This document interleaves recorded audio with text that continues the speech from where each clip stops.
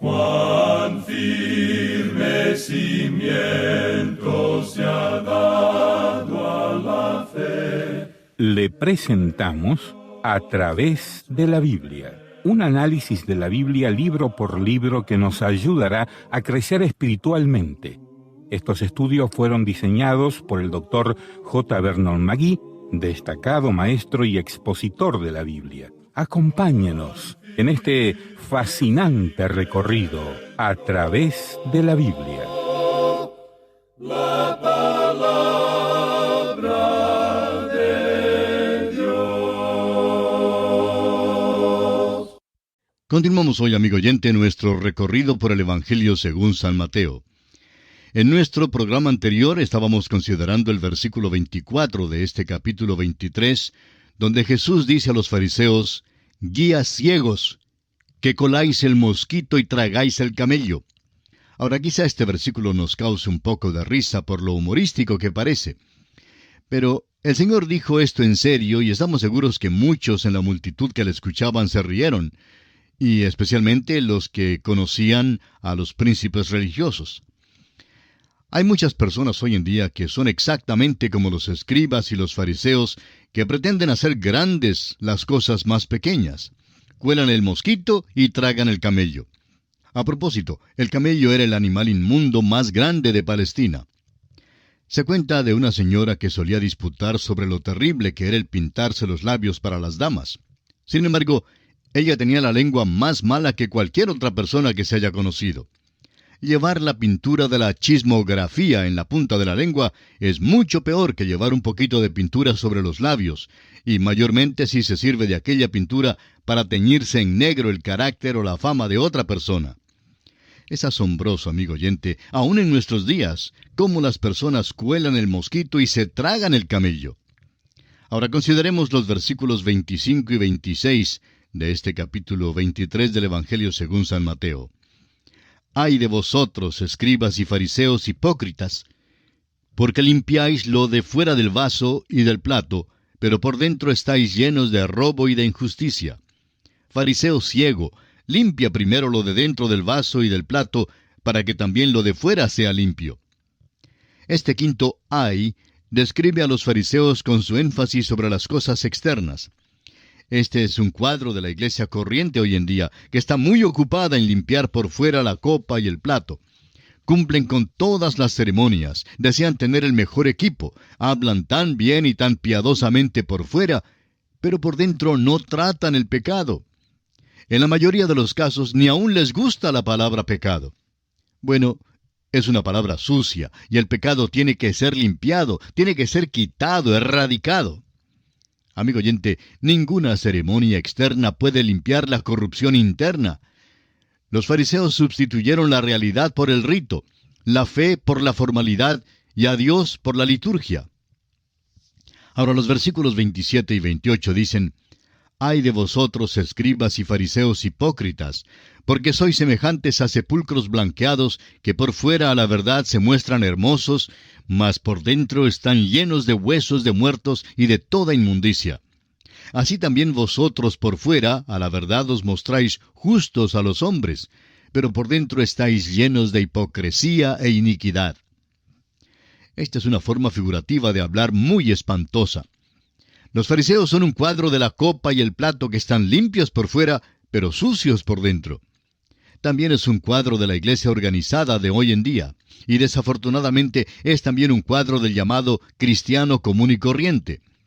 Muchos de los que se autodenominan cristianos son de un mármol muy bello por fuera, pero por dentro no son más que huesos muertos. Están muertos en sus delitos y pecados. Tienen la apariencia de piedad, pero niegan la eficacia de aquel poder que es capaz de tomarlos, regenerarlos y hacerlos una nueva creación en Cristo Jesús. Amigo oyente, mientras usted no acuda a Cristo como pecador y le pida el perdón de sus pecados, el hecho de que usted sea miembro de alguna iglesia queda nulo y sin valor. Usted no es nada más que un hipócrita. Eso es lo que dice el Señor aquí en este pasaje.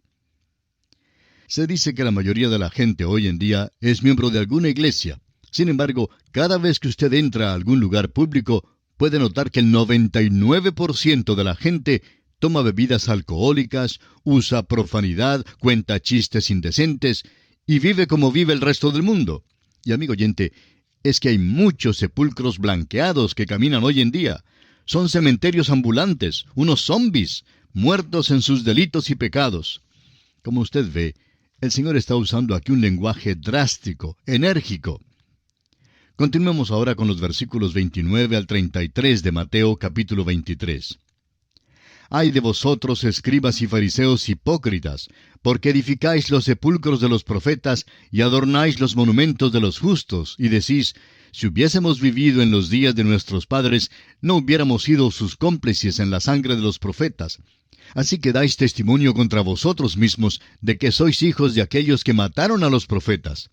Vosotros también llenad la medida de vuestros padres. Serpientes, generación de víboras, ¿cómo escaparéis de la condenación del infierno? El Señor acusa a los escribas y fariseos de tener la misma naturaleza perversa de sus padres. Creían que edificando y adornando los sepulcros de los profetas asesinados se quitaban la responsabilidad de aquellos asesinatos. Pero Jesús está diciendo que sus hechos comprobaban lo opuesto, porque edificando los sepulcros estaban terminando lo que sus padres habían comenzado. Jesús conocía lo que estaba en sus corazones y sabía que conspiraban su muerte.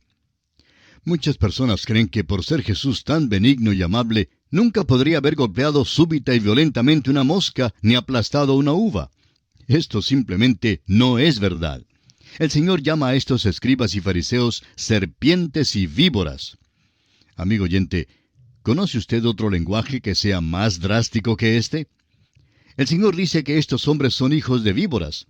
Esto es devastador para aquella doctrina que enseña la hermandad universal del hombre y la paternidad universal de Dios.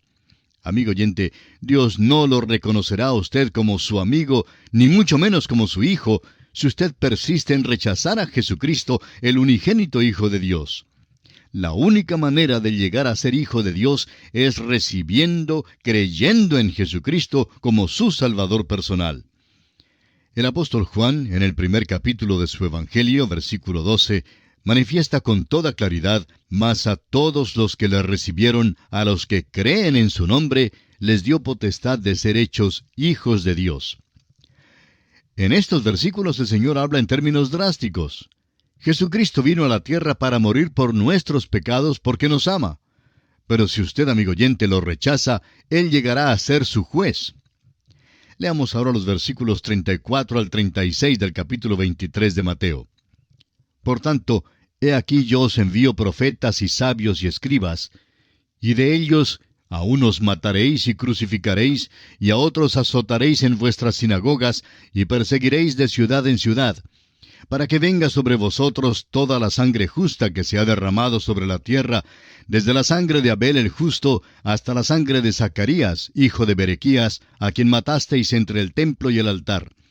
De cierto os digo que todo esto vendrá sobre esta generación. Profetas, sabios y escribas son términos muy conocidos para estos oyentes del Señor. La persecución de estos hombres por los fariseos aumentaría así su culpa, de tal manera que el Señor tuvo que enviar el juicio divino sobre aquella generación de la nación. Todos los asesinatos en el Antiguo Testamento, desde Abel en el capítulo 4 de Génesis, versículo 8, hasta Zacarías, segundo libro de Crónicas, capítulo 24, versículos 20 al 22. Y las lecciones que enseñan estos relatos no lograron producir impresión alguna sobre estos príncipes religiosos. Rehusaron arrepentirse de sus malos caminos y así eran culpables ante Dios. No nos olvidemos que solo unos pocos años después de que el Señor habló estas palabras, Jerusalén fue destruida. Leamos ahora los versículos 37 y 38. Jerusalén, Jerusalén, que matas a los profetas y apedreas a los que te son enviados. ¿Cuántas veces quise juntar a tus hijos como la gallina junta a sus polluelos debajo de las alas, y no quisiste? He aquí vuestra casa os es dejada desierta. Jerusalén rechazó a Jesucristo en su entrada a esta gran ciudad. Ahora el Señor rechaza a Jerusalén. Pero el Señor todavía ama a estas personas, aunque las ha denunciado, y aquí Él llora. En el Antiguo Testamento, Jeremías dio el mensaje más fuerte a los judíos y luego lloró. Aquí el rey rechaza en forma definitiva a Jerusalén, la ciudad del rey. Al salir el Señor Jesucristo del templo en Jerusalén, por última vez, les dijo que su casa les era dejada desierta. Un templo del cual Dios se aparta ya no es más casa de Dios, sino solo casa de hombres. El Señor era la gloria, el Shekinah que se había aparecido, pero ahora se estaba apartando, y Kabod, traspasada es la gloria de Israel. Cita del primer libro de Samuel 4:21. Ahora el versículo 39 de Mateo 23 dice, porque os digo que desde ahora no me veréis hasta que digáis, bendito el que viene en el nombre del Señor. Se terminó el ministerio público del Señor. Este versículo es una referencia clara a la segunda venida de Cristo a la tierra para establecer su reino. Podemos referirnos a Isaías capítulo 11, a Jeremías capítulo 23 versículos 5 al 8 y a Zacarías capítulo 14 versículos 4 al 21. Cuando venga el Señor la segunda vez a la tierra, los judíos como nación lo recibirán con regocijo y aceptarán entonces a su Mesías que antes rechazaron. Y así, amigo oyente, concluimos nuestro estudio del capítulo 23 del Evangelio según San Mateo. Y ahora entramos al estudio del capítulo 24. En este capítulo, los discípulos hacen a Jesús 3 preguntas, y Él contesta 2 de ellas con respecto a la señal del fin de la edad y la señal de su venida. Los capítulos 24 y 25 de San Mateo, conocidos como el Discurso del Monte de los Olivos, constituye el último de los 3 discursos principales de Jesús en este Evangelio. Estos discursos son, primero, la constitución del reino, o sea, lo que comúnmente conocemos como el Sermón del Monte, en los capítulos 5 al 7 de San Mateo. Y allí se dan las éticas del reino. En segundo lugar, la continuación del reino, o sea, el discurso de las parábolas de los misterios en el capítulo 13 de San Mateo. Y allí tenemos la enunciación del presente estado del reino. Y en tercer lugar, la conclusión del reino, o sea, el discurso del Monte de los Olivos, que consideraremos en los capítulos 24 y 25 de San Mateo. Aquí también se da a conocer la escatología, o sea, el futuro del reino. Se les llama a estos discursos los discursos principales por razón de su extensión, contenido y propósito. Después de que Jesús anunció al final del capítulo 23 que Jerusalén no le vería más hasta su regreso, en aquel tiempo cuando ellos dirían, bendito el que viene en el nombre del Señor, sus discípulos quedaron perplejos, pues esperaban la instauración del reino y no tales palabras. Más tarde le llamaron la atención a Jesús en cuanto a los edificios del templo. Luego, Jesús los asustó aún más al afirmar que no quedaría allí piedra sobre piedra. Esto produjo muchas preguntas en sus mentes. Vinieron pues a Jesús con 3 preguntas relacionadas con su perplejidad. El discurso del Monte de los Olivos es la respuesta que Jesús dio a estas 3 preguntas de sus discípulos. Dinos, primero, ¿cuándo serán estas cosas? En segundo lugar, ¿qué señal habrá de tu venida? Y en tercer lugar, del fin del siglo o de la edad. Las respuestas a las 2 últimas preguntas se encuentran en Mateo. Tanto Marcos como Lucas registraron una porción del discurso del Monte de los Olivos. Lucas anotó la respuesta que Jesús dio a la primera pregunta de los discípulos en cuanto al tiempo cuando no quedaría piedra sobre piedra en los hermosos edificios del templo, el versículo 2. Esta profecía fue cumplida en el año 70 después de Cristo, cuando el templo fue destruido. Ahora necesitamos recordar que los discípulos no estaban pensando en términos de la iglesia, que estaban saturados con las escrituras del Antiguo Testamento, las que les habían contado acerca de un período de dolor intenso que precedería al establecimiento del reino y que es denominado tiempo de angustia para Jacob. El profeta Jeremías, en el capítulo 30 de su profecía, versículo 7, habla en cuanto a este tiempo y dice, «Ah, cuán grande es aquel día, tanto que no hay otro semejante a él, tiempo de angustia para Jacob, pero de ella será librado». En Deuteronomio capítulo 4, versículos 30 y 31, Moisés también se refiere a este tiempo de dificultad antes de que los israelitas pudieran entrar en la tierra prometida. Moisés dice, cuando estuvieres en angustia y te alcanzaren todas estas cosas, si en los postreros días te volvieres a Jehová tu Dios y oyeres su voz. Porque Dios misericordioso es Jehová tu Dios, no te dejará ni te destruirá, ni se olvidará del pacto que les juró a tus padres. Usted debe leer, amigo oyente, el discurso del Monte de los Olivos muchas veces, hasta cuando se familiarice con su contenido. No trate de atribuirle los eventos de los 2000 años pasados. No trate de insertar a la iglesia en esta sección. Jesús positivamente no habla aquí en cuanto a la iglesia, sino que contesta las preguntas de los discípulos, quienes están solo pensando en cuanto al establecimiento del reino de los cielos. El discurso del Monte de los Olivos mira más allá, hacia aquel tiempo del fin que menciona Daniel y del cual los discípulos indagaron diciendo, «Señor, ¿restaurarás el reino a Israel en este tiempo?» Muchos versículos exponen claramente que este discurso toca a Israel y a los gentiles y no a la iglesia. Algunos eventos en el principio del discurso son contemporáneos con la iglesia, pero aún estos no son términos sinónimos a ella.